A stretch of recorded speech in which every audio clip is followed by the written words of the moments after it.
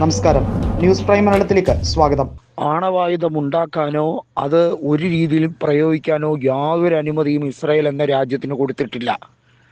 90കളുടെ അവസാനത്തിൽ തന്നെ Benjamin Netanyahu പെന്റഗണുമായി സഖ്യം ചേർന്നുകൊണ്ട് 6ഓളം രാജ്യങ്ങളെ തകർക്കാൻ വേണ്ടിയുള്ള ശ്രമമുണ്ടായിരുന്നു. അതിൽ സിറിയ ഉൾപ്പെടെ പല രാജ്യങ്ങളെയും സാമ്പത്തികപരമായി തകർത്തു. അവരുടെ മെക്കാനിസത്തെ പരിപൂർണമായി തകർത്തു. ഇന്ന് അവിടെ അവർ ഒരു രാജ്യമാണ് എന്ന് പറയുന്നെങ്കിലും അവിടെ കാര്യമായിട്ടുള്ള ജനക്ഷേമ പദ്ധതികൾ ആവിഷ്കരിക്കാനുള്ള പണം പോലും അവരുടെ കയ്യിലില്ല. അവരെയൊക്കെ കൊന്നൊടുക്കുന്ന രീതിയിൽ ഏറ്റവും നീചമായ പ്രവൃത്തികളാണ് US ചേർന്നുകൊണ്ട് നടപ്പിലാക്കുന്നത്.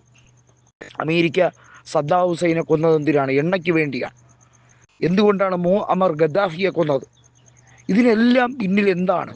കൃത്യമായിട്ടും അമേരിക്കയ്ക്ക് ആയുധ കച്ചവടം നടത്തണം. അമേരിക്കയുടെ സാമ്രാജ്യത്വ ശക്തിക്ക് വേണ്ടി അവർ എന്തു പോക്കർത്തരവും തെമ്മാടിത്തരവും തോന്നിവാസവും തന്തയ്ക്ക് പറക്കായ്മയും കാണിക്കാം. അതൊന്നും ആരും ചോദ്യം ചെയ്യാൻ പോകില്ല.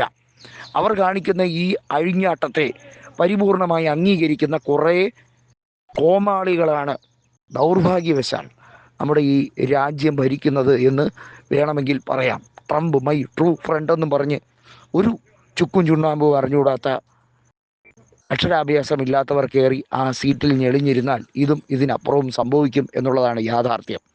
ഇവിടെ പറഞ്ഞു വരുന്നത്, അമേരിക്കയ്ക്ക് ആണവായുധമുണ്ടാക്കാം, അല്ലെങ്കിൽ ഇസ്രയേലിനുണ്ടാക്കാം. യാതൊരു അനുമതിയും ഔദ്യോഗികമായി കൊടുത്തിട്ടില്ലാത്ത ഇസ്രയേലിനുണ്ടാക്കാം.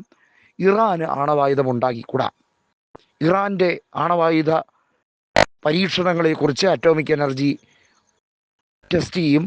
അതിനെക്കുറിച്ച് സംഘടനയുണ്ട്. അതിനെക്കുറിച്ച് കൃത്യമായി ചോദ്യം ചോദിക്കാൻ പല രീതിയിലും ഏതൊക്കെ രീതിയിലാണ് നിങ്ങൾ മറ്റുള്ളവർക്ക് ഭീഷണിയാകുന്നത് എന്നൊക്കെ പറയാൻ വേണ്ടി പ്രത്യേകമായിട്ടുള്ള ശ്രമങ്ങളുണ്ട്.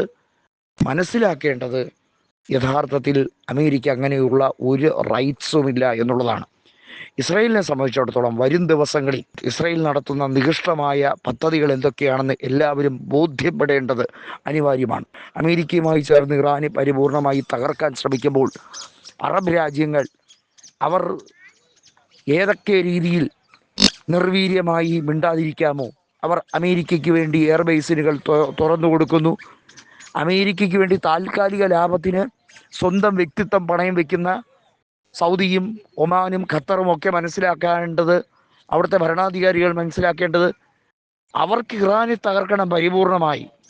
ഇറാനെ തകർത്തു കഴിഞ്ഞാൽ പിന്നെ ഗൾഫ് രാജ്യങ്ങൾ വെറും അവരുടെ കോളനികൾ മാത്രമാണ്. പണ്ടെങ്ങനെയാണ് സൂര്യൻ അസ്തമിക്കാത്ത സാമ്രാജ്യം എന്ന രീതിയിൽ ബ്രിട്ടീഷുകാർ ലോക ജനതയെ മുഴുവൻ കോളനിയാക്കിയത്?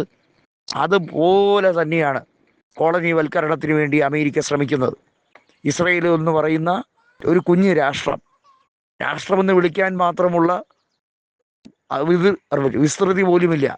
അവരാണ് ഇവിടെ ഇരുന്നുകൊണ്ട് ലോകത്തെ നിയന്ത്രിക്കാൻ അമേരിക്കയുമായി കൂട്ടുകൂടി നിൽക്കുന്നത്. ഇതിനെ ചെറുക്കാൻ ധൈര്യം വന്ന ഒരു പോരാളിയാണ് ഖമനി, ആയത്തുള്ള അലി ഖമനി. അദ്ദേഹത്തിൻ്റെ മകൻ ജീവിതത്തിൻ്റെ അവസാന ശ്വാസം വരെ ഇസ്രയേലിൻ്റെ നികൃഷ്ട തെമ്മാടികൾക്കെതിരെ പോരാടുമെന്ന് പ്രഖ്യാപിച്ചിരിക്കുകയാണ്.